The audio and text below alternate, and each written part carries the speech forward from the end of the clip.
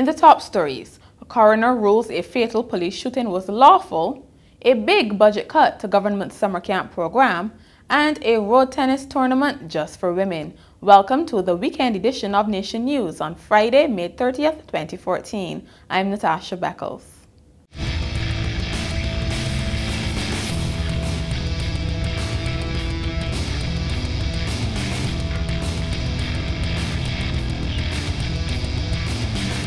Coroner Manila Renee ruled today that Jamar Maynard was shot lawfully by a policeman in the execution of his duties back in April 2012. However, his relatives and attorneys say they are not giving up their quest for justice.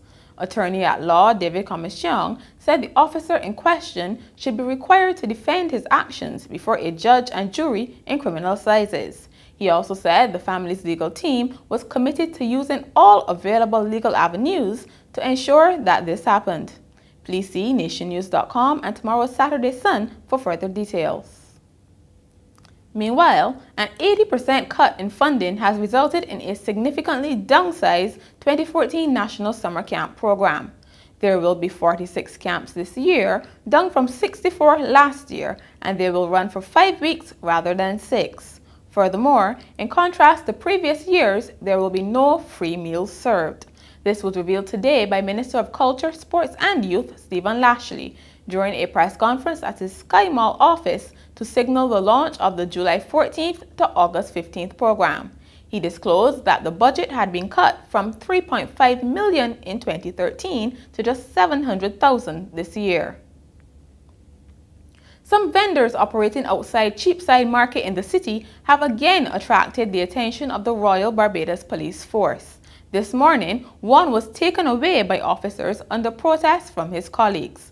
Last Tuesday, police told the vendors not to return to the sidewalks, but to occupy the spaces inside the market for which many of them have permits. This morning, police swooped down on those vendors who insisted they found it more profitable to be on the outside. Don't want we stand in market from morning to evening. But after 10 o'clock, no boys come in market to buy no food. So what you going to do after 10 o'clock? You're going to take your food and check, yeah? You go let the gates out. You understand what you're trying to do? So you come outside the market? To hustle off the enough food that we got left back. So what happened now? Tell me. So what happened? My man outside selling, and I come here and arrest my man and carry here. An employee of a media house narrowly escaped a collision and possible injury along Highway 2A today, but another driver was not as fortunate. Describing it as a frightening experience, editorial driver at Barbados Today, Maria Bascom, said she was driving in a northerly direction when a vehicle going in the opposite direction suddenly swerved in front of her. That vehicle, driven by Henderson Drayton of Jackson St. Michael, eventually flipped and landed on its top in a nearby trench. Drayton was trapped in the vehicle, and personnel from the Barbados Fire Service were called in to assist ambulance personnel in freeing him. Police were called in after a knife-wielding shoplifter was apprehended on Wednesday at ShopSmart Holders Hill, St. James. Store security was on the alert for the man who had been in the outlet several times this week under the pretense of shopping. While he paid for a few items, he apparently had several others either stuffed into a bag or hidden on him. According to a witness, when security officers approached the man, he whipped out a knife and slashed at them, injuring a man in the process. However, he was held and tied to the metal bars outside the store until police arrived. In other police news, officers will be keeping an eye out for sea egg poachers after one man slipped from their grasp yesterday. Public Relations Officer Inspector David Welch said the Marine Unit and the Barbados Coast Guard were carrying out an anti-poaching operation at Bath St. John when they encountered the man. He escaped, but police say he left 9 polythene bags containing 703 sea eggs and a number of sea egg fishing implements. A marine biologist confirmed that the sea eggs were young. Police are asking anyone with knowledge of such activities to contact emergency number 211. The Ministry of Health is reporting an increase in the number of young people smoking cigarettes, and as a result, it is reminding shop owners not to sell cigarettes to children. Environmental health officers visited a number of shops today, distributing posters which speak to the issue, and all shops that sell tobacco products are expected to have these notices prominently displayed.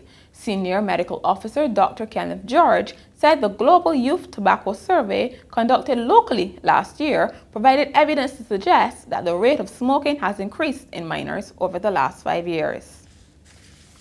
Students of St. Cyprian's Primary School were treated to a visit by West Indies and Barbados fast bowler Tino Best today. He was there as part of an initiative by the National Committee for the Prevention of Alcoholism and Drug Dependency, as well as the Church of Jesus Christ of Latter-day Saints, to commemorate World No Tobacco Day, which will be celebrated tomorrow.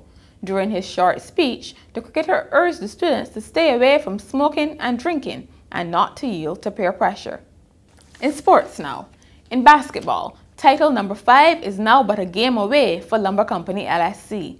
The defending champs held Pineland scoreless for 5 minutes in the fourth quarter en route to last night's 62-59 win in the Cooperators General Insurance Premier League basketball finals.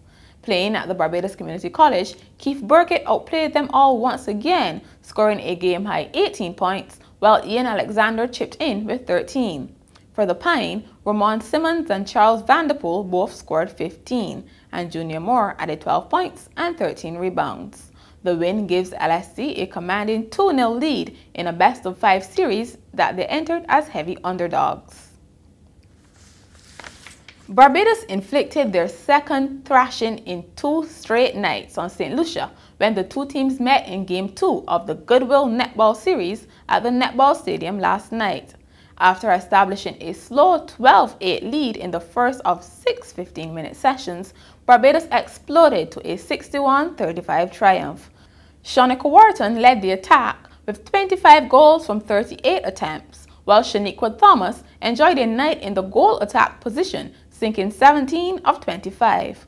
Coaches Anna Shepard and Sandra Bruce Small gave adequate court time to all of the reserves, with Rhea Bryant scoring 5 from 7 and Faye Seeley adding 5 of 9.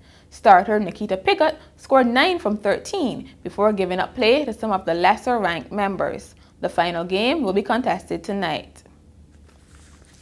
Let's hear it for the girls. Come June 2nd, the Dighton Pa Roach Road Tennis Facility at the Bush Hall Resource Center will come alive with the first ever all-female road tennis championship.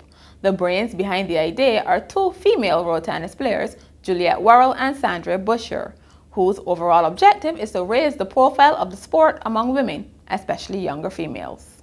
So in doing this tournament, we hope to increase the awareness of road tennis. Not only that, and but to also attract show that it's also low maintenance sport. Yes, low maintenance, you know, and low impact, especially.